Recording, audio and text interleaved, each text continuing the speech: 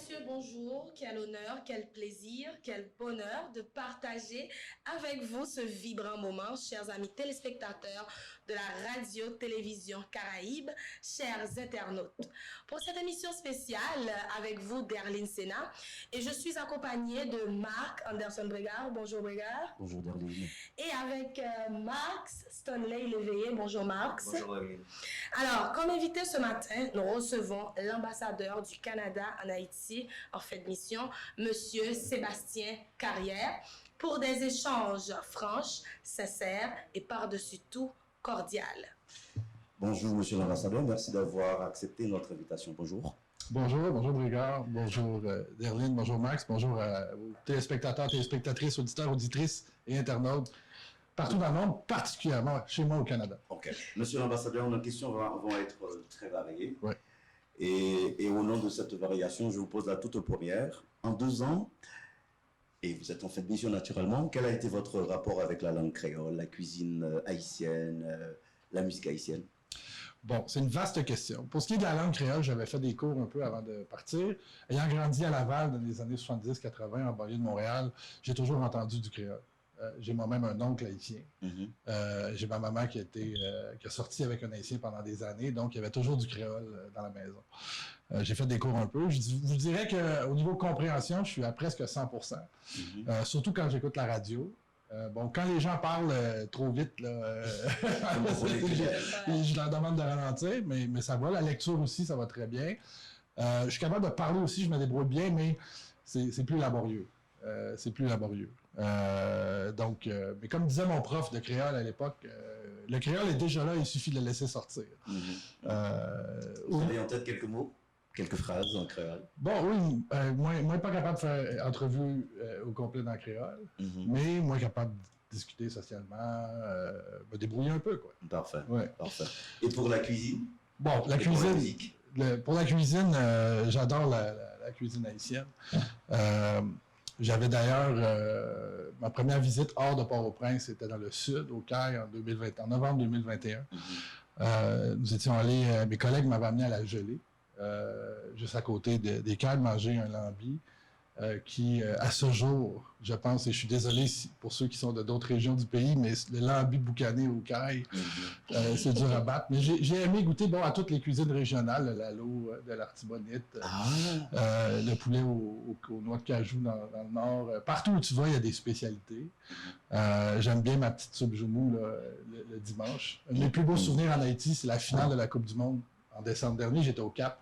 Et puis j'ai regardé la finale avec des amis à la caille en mangeant une soupe joumou. C'était un beau moment. Ce que j'aime aussi de la soupe joumou, c'est que jamais exactement la même soupe, dépendamment de qui la prépare, mais il y a un fil conducteur. Donc ça, c'est super. Et un bon petit griot. Aussi avec une petite prestige là, pour calmer le stress. Ça va bien. Monsieur l'ambassadeur, et Brigard l'a souligné, et que les questions vont être un petit peu variées. Moi, j'enchaîne. Et pendant longtemps, les pays qui s'appellent Amis d'Haïti, et leur prise de position se faisait d'une manière collective. Là, je parle du corps groupe dont le Canada est membre. Mais depuis bientôt 2 ans, cette structure est apparemment muette. Les États se positionnent séparément. Est-ce que cela voudrait dire que le corps groupe soit dissous? Moi, je pense qu'il y avait quelque chose d'un peu anormal de continuer avec toujours des déclarations collectives. D'abord, c'est pas tous les pays représentés en Haïti qui étaient là, autour de la table. Donc, ça excluait un certain nombre de pays, dont des pays importants, des pays de la région. Je pense à la République dominicaine voisine, au Mexique, à l'Argentine, au Chili. Le corps groupe étant un peu un héritage de MINUSTAH. Donc, quand il y a une mission de maintien de la paix dans un pays, il est normal que les pays contributeurs se rassemblent autour de là ou le représentant spécial du secrétaire général, parce qu'il y a une certaine perte de souveraineté quand il y a une mission autorisée par les Nations Unies, et puis il doit y avoir un équilibre. On ne doit pas donner tout ce pouvoir à une seule personne. Donc, MINUSTAH parti, ce core group a continué. Donc, il est normal, je le dis toujours, que des pays se concertent dans un pays. J'ai vu ça partout où j'ai été moi-même en poste. La question, c'est est-ce qu'il est normal que on se sente obligé de toujours se prononcer collectivement sur tout et de toujours se prononcer sur des enjeux parfois de politique intérieure. Et puis nous, notre position, c'est que c'est pas nécessaire. Donc, dans des moments importants, on peut se prononcer collectivement. On l'a fait en novembre dernier, autour du dernier blocus là, du terminal, mais c'était pas le core group, c'était pratiquement tous les pays représentés ici en Haïti, il y en a à peu près une vingtaine. Donc, je pense que les formes d'expression comme ça de la communauté diplomatique doivent évoluer et puis il n'y a pas nécessairement une recette pour toutes les situations. Monsieur l'ambassadeur, vous avez écrit une lettre qui a été publiée sur les réseaux sociaux et distribuée aussi dans de multiples journaux. Une lettre aux Haïtiens, pourquoi? Bon, on est en 2023, puis la diplomatie a longtemps été une diplomatie feutrée de salon, discrète, où on se parle entre nous, on parle seulement au gouvernement. Moi, je pense que la diplomatie a, depuis une trentaine d'années, évolué de façon significative. Moi, je suis là-dedans depuis à peu près 22 ans, donc j'ai vu cette évolution-là, où partout dans le monde, on essaye de communiquer un peu plus directement avec les populations, de s'ouvrir à d'autres voies. C'est pas écrit nulle part qu'un diplomate dans un pays doit se contenter de parler au gouvernement et à personne d'autre. Donc, il faut parler à tout le monde. La lettre ouverte est un bon moyen d'expliquer un peu l'action du Canada sans filtre à tout le monde.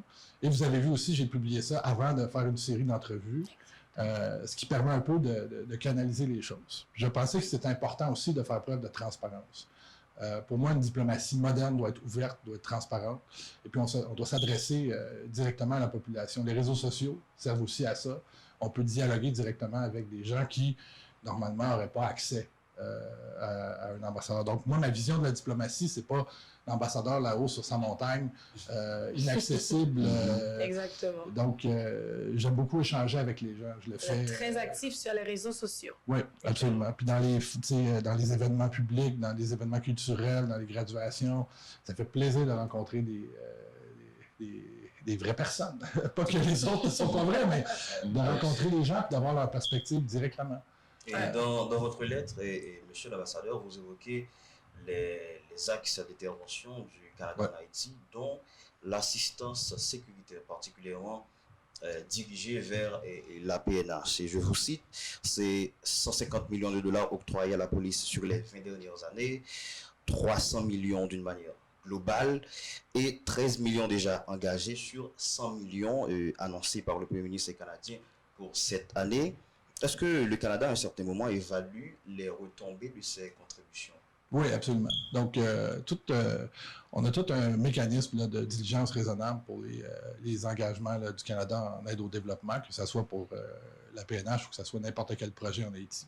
Ces données-là sont même disponibles publiquement. Il y a une base de données. Chaque projet de la coopération canadienne, depuis des années, on peut trouver les rapports d'évaluation. Donc, c'est systématique. Et pensez-vous, en réalité, que ces contributions ont aidé la PNH à mieux s'organiser en vrai?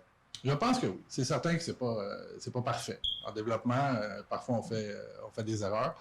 Avec surtout un portfolio de projets aussi vaste, c'est difficile de dire que tout a bien été ou tout a mal été.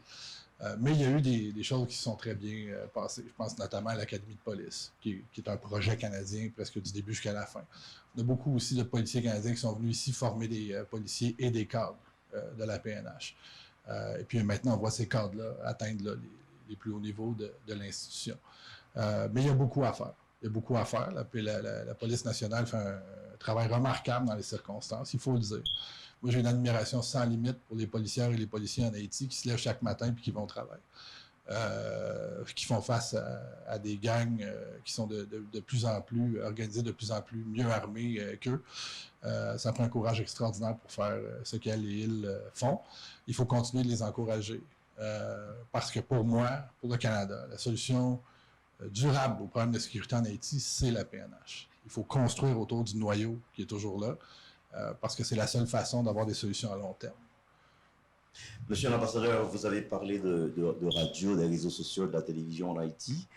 Il faut que l'on y revienne naturellement. Et vous êtes là depuis 2 ans et vous êtes en fin de mission. Et pendant 2 ans, vous regardiez nos chaînes de télévision, vous écoutiez nos stations de radio. Qu'est-ce qui vous a le plus plu? Bon, j'aime beaucoup la musique haïtienne.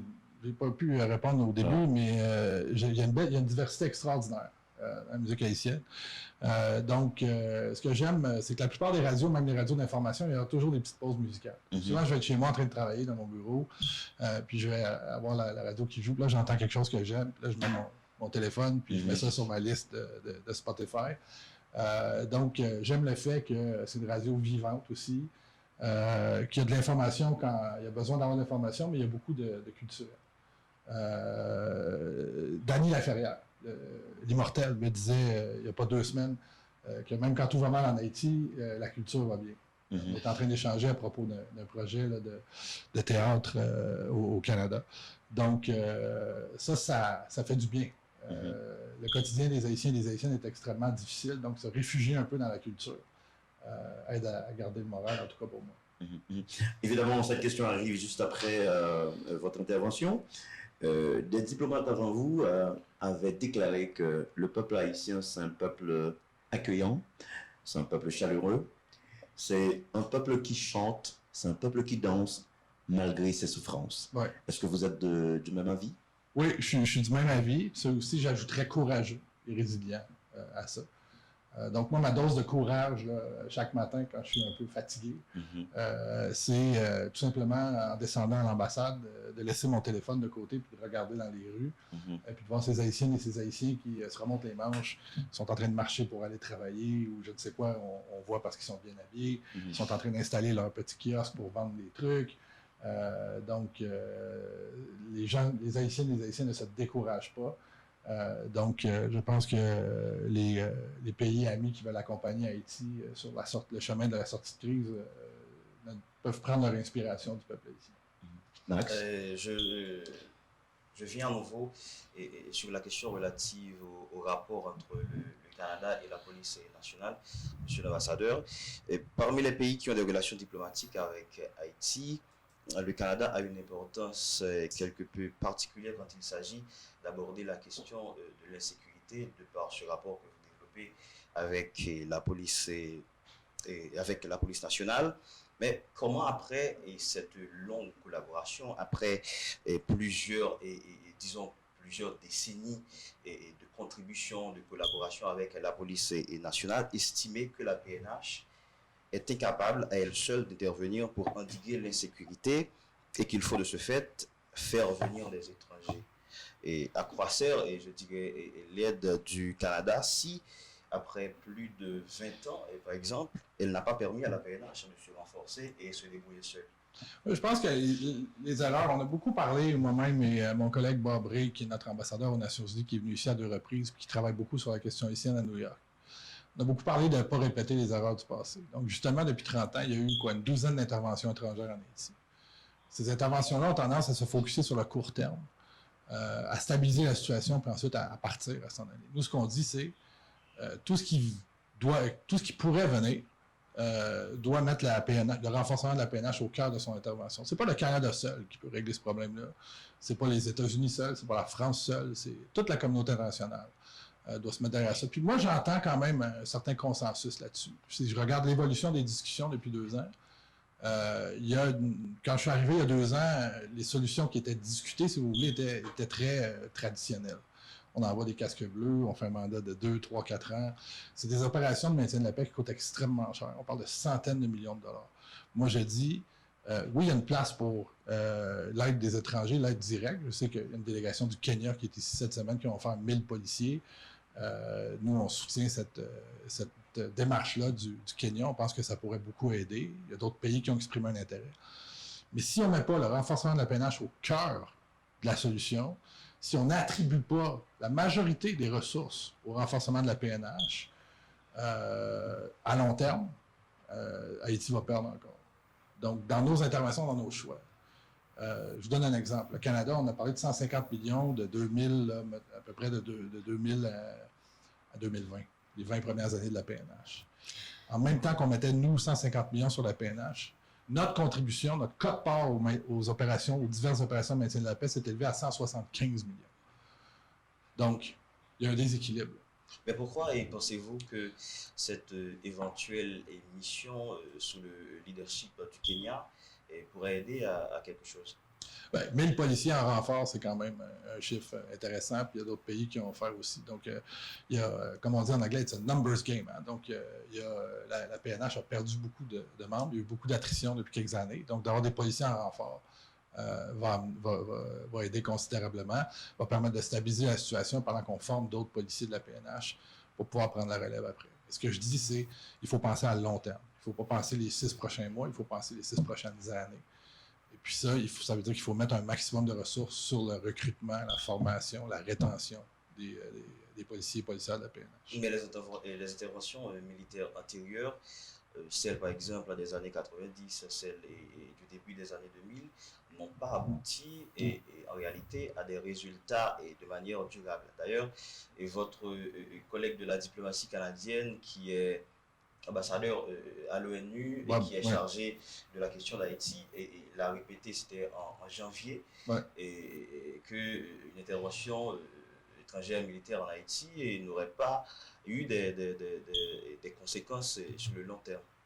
Oui, ben c'est justement ce que je disais à l'instant, parce que ces interventions-là n'ont pas mis le renforcement de la PNH au cœur de la mission.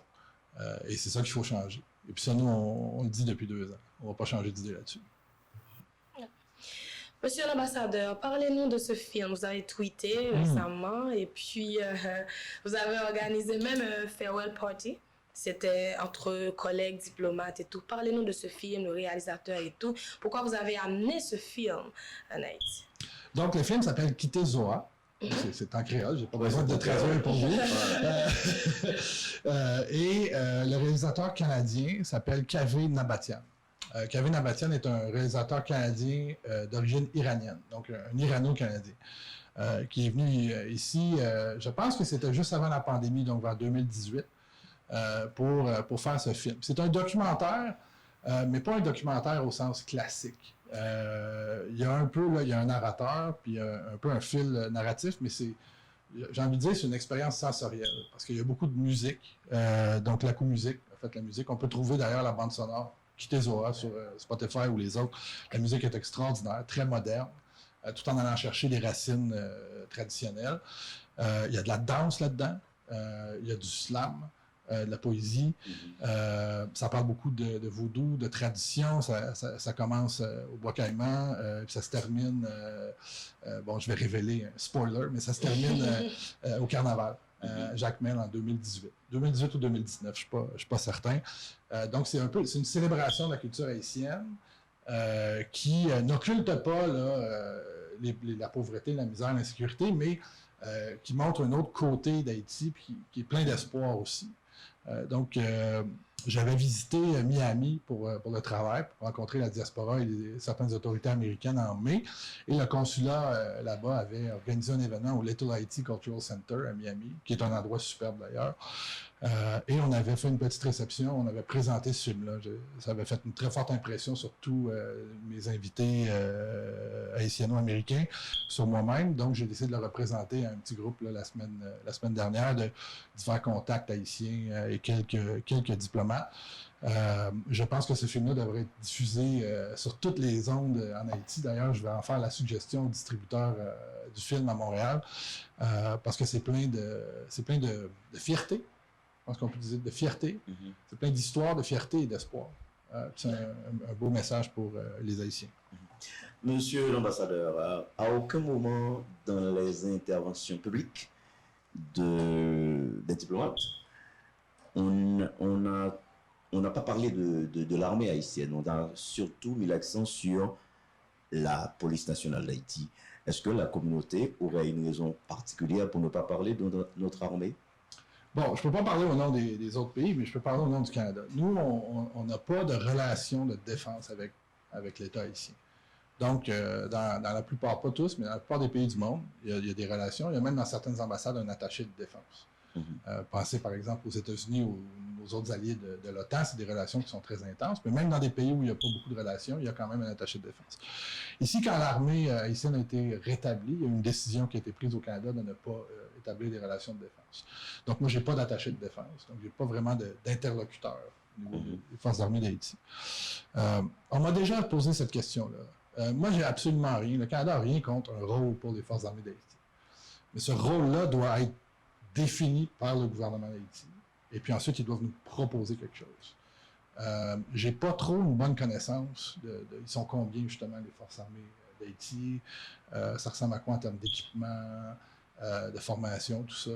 Je sais qu'il y a quelque chose. Je sais qu'il y a des bonnes personnes, là, au niveau de l'armée haïtienne. Je connais quelques anciens officiers, d'ailleurs, de cette armée-là, qui sont maintenant à la retraite. Donc, je pense que l'armée pourrait contribuer. Il faudrait que ça soit en symbiose avec la PNH, parce que le mandat principal de maintien de l'ordre, c'est la police nationale qui le détient. Et nous, on est prêt à écouter toute proposition de l'État haïtien, mais ça doit venir des Haïtiens. Et même au sein pour faire suite à la question de brigade, et même au sein de la PNH, il y a certaines unités qui ne sont pas trop appréciées par la communauté internationale.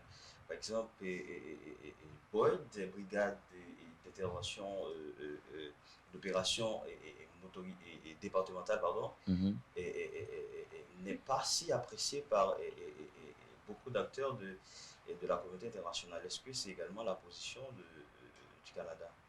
Moi, je n'ai pas connaissance que dans la politique du Canada, il y a des unités là, qu'on n'apprécie pas, ou plus ou moins que les autres. Nous, on essaie d'avoir une coopération holistique, donc qui couvre tous les secteurs avec la PNH. Les priorités sont déterminées ensemble. On s'assoit avec la PNH pour déterminer les priorités.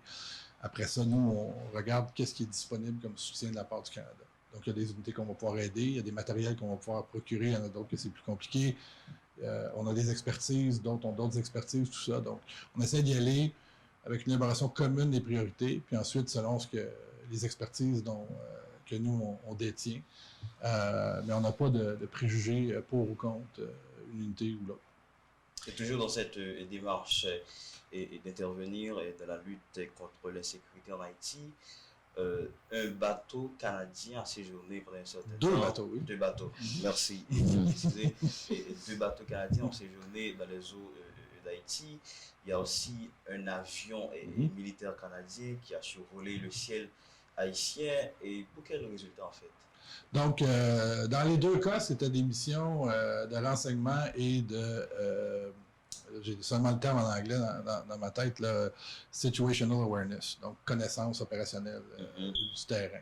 Donc, c'est des missions, je ne peux pas commenter sur les détails opérationnels d'une mission ou de l'autre, parce que c'est classifié.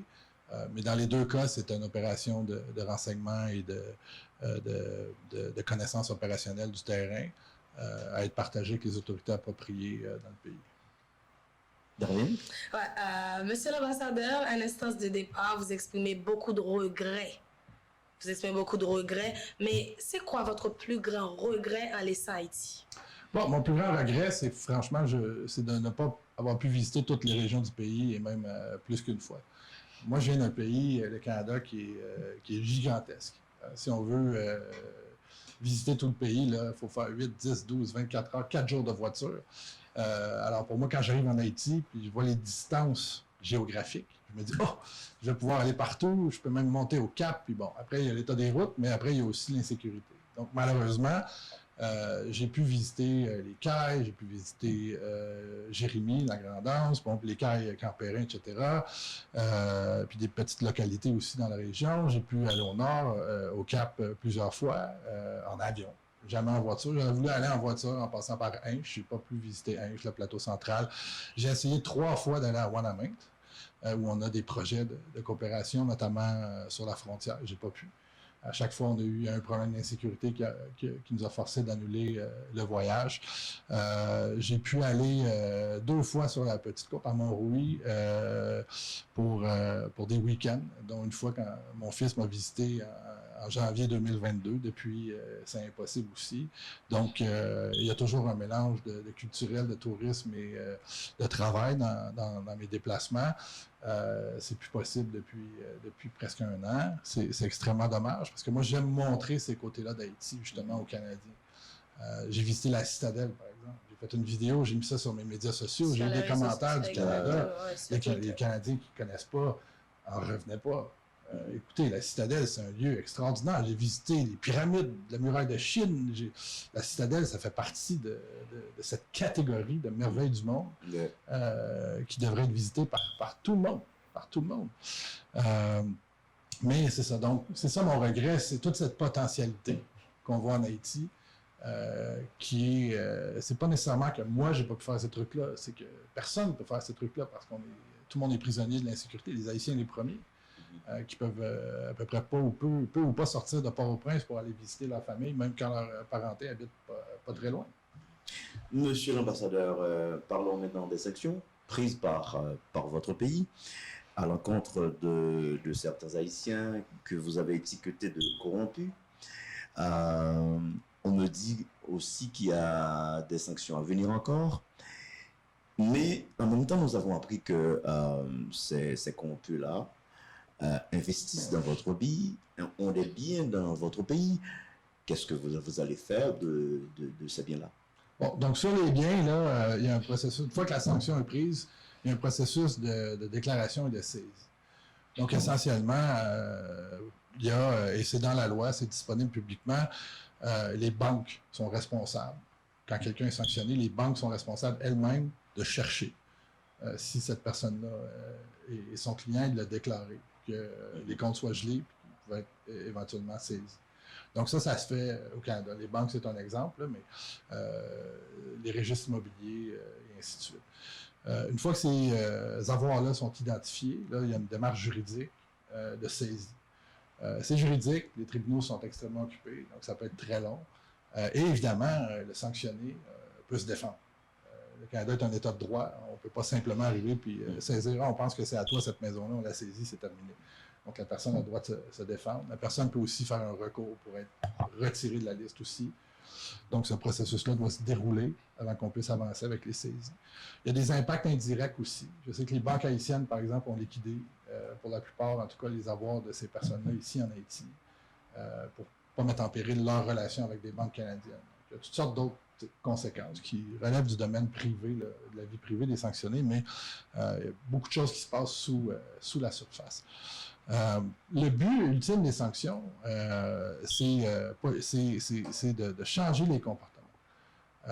Donc, d'attaquer l'impunité, qui est, à mon humble avis, le cancer qui ronge le pays depuis des années, on pourrait même dire depuis la dictature. Et là, on l'attaque de l'extérieur. Évidemment, pour que ce cancer-là soit guéri un jour, il va falloir l'attaquer aussi de l'intérieur. Donc, on veut renforcer le système judiciaire haïtien. Le but, c'est pas d'avoir le plus grand nombre de sanctionnés possible ou de saisir le plus de biens possible. Non. Le but, vraiment, c'est que les comportements changent pour qu'Haïti puisse avancer. Monsieur l'ambassadeur, nonobstant tout ce que vous venez d'avancer là, d'aucuns estiment que certaines sanctions sont fantaisistes. Vous le pensez? Non, moi, je pense que c'est un processus juridique vraiment rigoureux et sérieux. Donc, il y a une équipe au ministère des Affaires étrangères à Ottawa qui examine des dossiers, des candidatures, si vous voulez. Donc, la loi est très précise sur les critères. Alors, eux, ils prennent les critères, puis après ça, ils commencent à regarder à qui ça pourrait s'appliquer. Et ensuite, il y a une recommandation qui est faite à la ministre des Affaires étrangères. Cette recommandation-là est révisée, pour ne pas dire grillée, par les avocats du gouvernement, dont le travail essentiellement est de s'assurer que ça rencontre la barre de la loi et que ça pourrait résister à une contestation judiciaire. Bon, c'est du droit, donc c'est pas une science toujours exacte, mais c'est un processus très rigoureux et juridique. Donc, on a entendu toutes sortes de folies à propos des sanctions dans certains médias et sur les médias sociaux.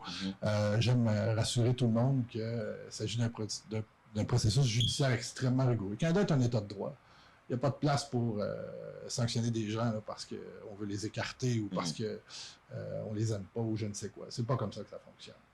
C'est pas comme ça que ça fonctionne. Et j'ai en tête, monsieur l'ambassadeur, l'un des sanctionnés qui montait au créneau pour vous critiquer et évoquer un possible complot entre vous et son ex. Là, je parle de l'avocat Salim Souka, qu'il a été sanctionné, il aurait été sanctionné sur la base d'un possible complot entre vous et son ex. J'ai répondu à cette question sur le plateau de Wendell Theodore la semaine dernière. Je suis désolé, mais c'est complètement loufoque de s'imaginer un truc comme ça. De un, les sanctions sont décidées à Ottawa, pas ici. De deux, moi, les complots, là, c'est pas mon département.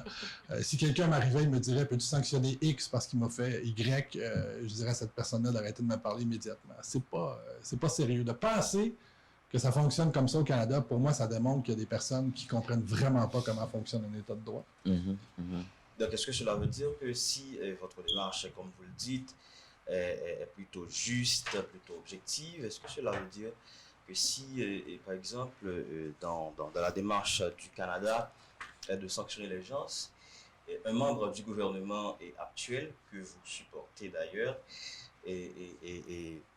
avait été impliqué dans un scandale de corruption, est-ce qu'il aurait été sanctionné? C'est possible. Le Premier ministre Henry, par exemple. On a sanctionné deux ministres du gouvernement à une certaine époque, l'an dernier. Donc, il n'y a rien d'impossible. Mais je ne vais pas spéculer sur un dossier ou sur l'autre, parce que ce n'est pas comme ça que ça fonctionne. Et puis, c'est pas sain. Le but, c'est pas d'éliminer des gens. C'est pas politique, c'est juridique. Mais la loi s'applique à ce qui nous concerne, à tout le monde. Il y a de cela 2 semaines, le Premier ministre canadien, Justin Trudeau, a déclaré que le gouvernement haïtien ne prend pas au sérieux la crise sécuritaire. Alors que jusqu'à date, vous supportez le gouvernement. Et comment expliquer ça? C'est pas ce que le Premier ministre a dit. Ce que le Premier ministre a dit, c'est la classe politique haïtienne. Donc, il faut comprendre que, de l'extérieur, les gens voient pas les différentes factions ou le gouvernement, l'accord de Montana, les partis, tout ça. Ils voient un pays, ils voient une classe politique au complet. Et ce qu'ils constatent, c'est que, ce que le Premier ministre a dit, c'est qu'il y a des éléments de la classe politique qui prennent pas la crise au sérieux. 2 ans après l'assassinat du président, 2 ans de négociations, de toutes sortes de processus, et puis on est toujours avec différentes factions. Et de l'extérieur, nous, on voit ça, le Canada, puis on se demande pourquoi on est encore là, pourquoi le dialogue politique n'a pas progressé de façon concrète. Il y a eu des progrès, il y a eu certains regroupements, il y a eu beaucoup de gens qui ont mis, comme on dit, de l'eau dans leur vin, mais on n'a pas de résultats concrets auquel on serait attendu. Donc, le Premier ministre exprimait une certaine frustration, une certaine impatience. Monsieur l'ambassadeur, est-ce que votre successeur a été déjà désigné et quels sont vos rapports? Est-ce que vous parlez? C'est une personne que vous avez déjà remplacée quelque part dans d'autres pays, etc.? Bon, la diplomatie, c'est une grande famille. Hein? Souvent, c'est un jeu de chaises musicales. Donc, il y a quelqu'un qui va être nommé bientôt par la ministre des Affaires étrangères du gouvernement du Canada. Je m'attends à une transition, là, je dirais, dans les prochaines semaines, peut-être d'ici la fin septembre. Un certain nombre d'étapes administratives à franchir, ça prend un décret. Je suis tenu au secret absolu, mais je peux vous dire que je dors très bien la nuit quand je pense à la personne qui va venir me remplacer. Monsieur l'ambassadeur, on va arriver au finish de cette entrevue avec vous, mais je vais vous poser certaines questions qu'on ne pose pas généralement aux ambassadeurs. OK, je vous attends. Et voici la première. L'être humain n'est pas fait pour ne rien faire. Et qu'est-ce que vous faites en dehors de vos responsabilités d'ambassadeur? Bon, malheureusement, avec l'insécurité, c'est difficile de sortir. On ne peut pas faire grand-chose. Mais bon, ça m'arrive d'aller au restaurant avec des amis une fois de temps en temps quand la situation sécuritaire le permet. Je passe beaucoup de temps chez moi. Je regarde pas mal Netflix et Disney+. Je voyage aussi. J'ai ma femme et mes enfants au Canada, donc qui ne pouvaient pas me visiter. Mon fils a pu venir une seule fois. Ma femme et ma fille n'ont pas pu venir, donc moi, je vais leur rendre visite à peu près toutes les 7-8 semaines. Okay. Deuxième question. Tout jeune, est-ce qu'on vous a socialisé, préparé? Est-ce qu'on vous a mis en condition pour devenir ambassadeur? Ben, en fait, je pense que non. Moi, je viens d'un milieu assez modeste, la classe moyenne, en banlieue de Laval. Mes parents étaient 2 universitaires, les 2 première génération. Mon père est né à la campagne et ma mère en ville, mais première génération qui était à l'université, 2e dans le cas de ma maman. Donc des gens avec des bacs, des maîtrises, tout ça. Donc un milieu relativement modeste, mais aussi où on s'attendait d'aller à l'université. J'avais un oncle, moi, diplomate. Donc c'est sûr que j'ai eu la piqûre très jeune. Et j'avais envie de découvrir le monde, la diplomatie est une belle façon de découvrir le monde. Ce que mon entourage ne savait pas, c'est qu'on me préparait pour être ambassadeur ici, avec l'oncle haïtien. Mon meilleur ami de l'autre côté de la rue était un haïtien, avec qui je jouais quand j'étais tout petit. Sa famille s'était sauvée du Duvalier. Ma maman ensuite qui sort avec un haïtien pendant des années. Donc, ces choses-là se passaient. C'était pas prévu ou réfléchi, mais il y avait quand même quelqu'un qui avait un plan, je pense. Okay. Troisième question. Le seul endroit où le succès vient avant le travail, c'est dans le dictionnaire. Est-ce que vous partagez cet avis? Oui, absolument. Il faut travailler. Ça, je suis d'accord. Puis ça s'applique à tout le monde. Il ne faut pas s'attendre à ce que... Il faut travailler, puis il ne faut pas s'attendre à ce que les autres règlent nos problèmes à notre place. OK. Si vous deviez être entre patience, espérance, foi, amour, vous seriez quoi? Je peux juste en choisir un? Espérance avec patience. Et espérance, patience. Est-ce que vous pouvez nous dire une blague, une histoire désopilante que tous les diplomates connaissent? Une histoire désopilante? Ouais, une blague, une histoire désopilante que tous les diplomates connaissent. Oh mon Dieu! Écoute, il y a un truc qui nous arrive tous et chacun et chacune en poste, c'est toujours la même chose, c'est quand on a des visites de haut niveau. On travaille pendant des mois, on essaye d'avoir un programme minuté, parfait, jusqu'à la dernière seconde. Et tout le monde est prêt, les autres sont prêts, tout le monde et ensuite, quand le visiteur de haut niveau débarque l'avion, tout s'écroule parce qu'il ou elle décide de tout changer à la dernière minute, alors qu'on a toujours peur du contraire. Ça arrive à tout le monde.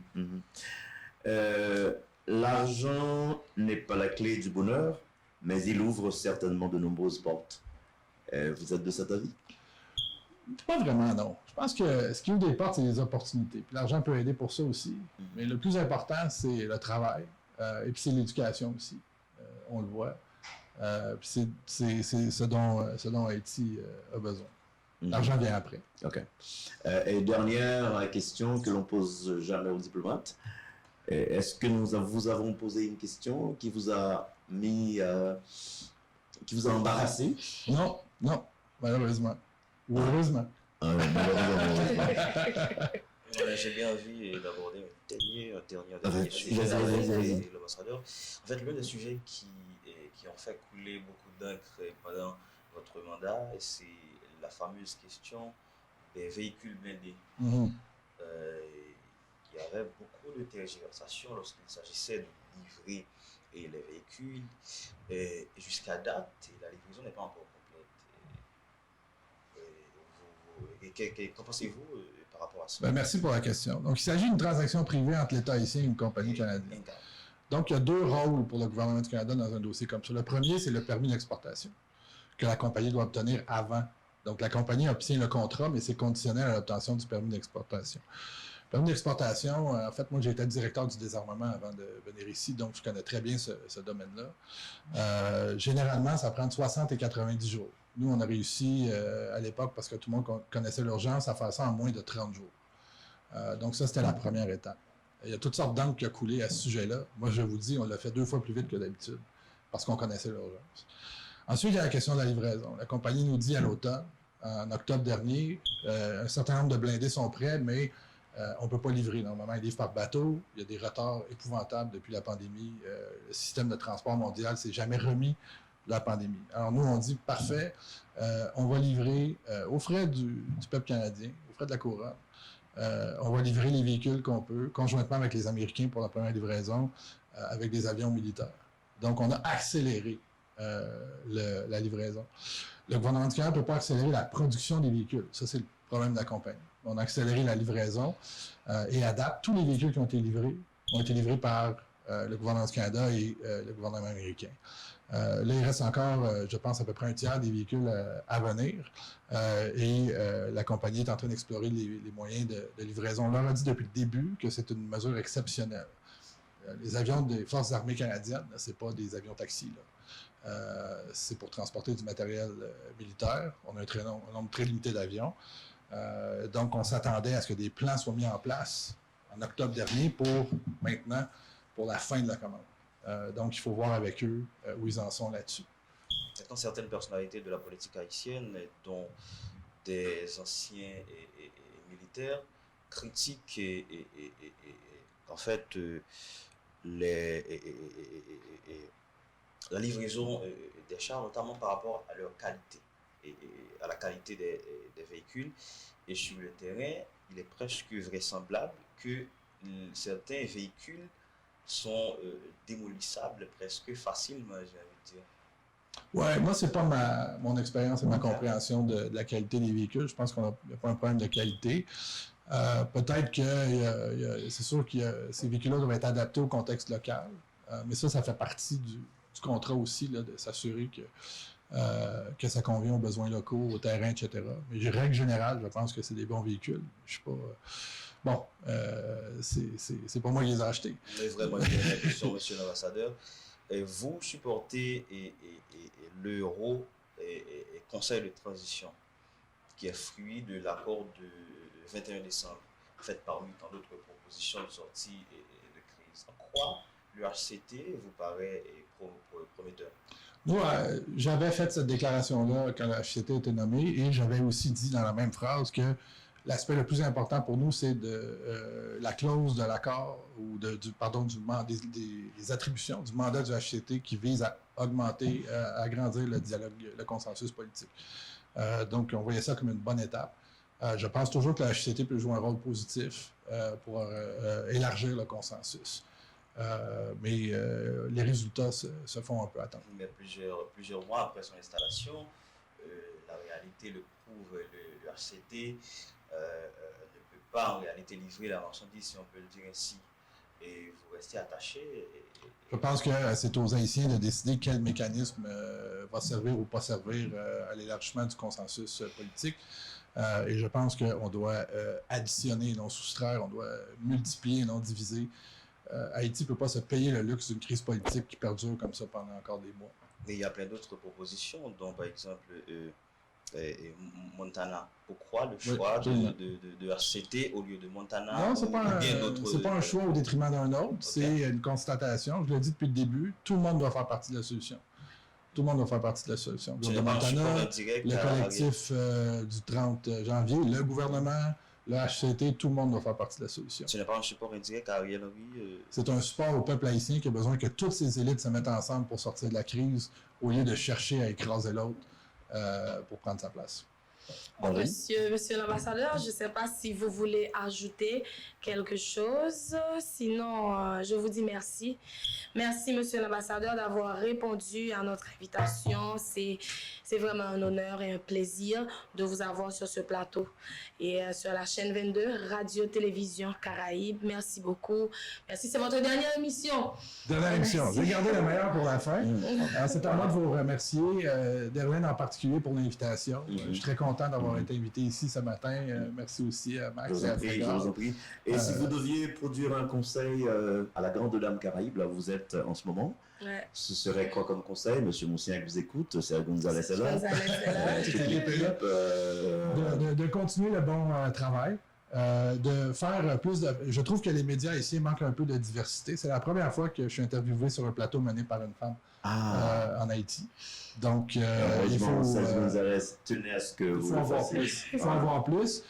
Plus de femmes, plus de jeunes, plus de diversité. Et sinon, continuez votre bon travail. Courage. Kembe là. Pareil.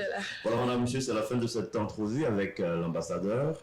On vous dit merci de nous avoir prêté cette oreille intelligente. Bonjour, bonsoir et à bientôt.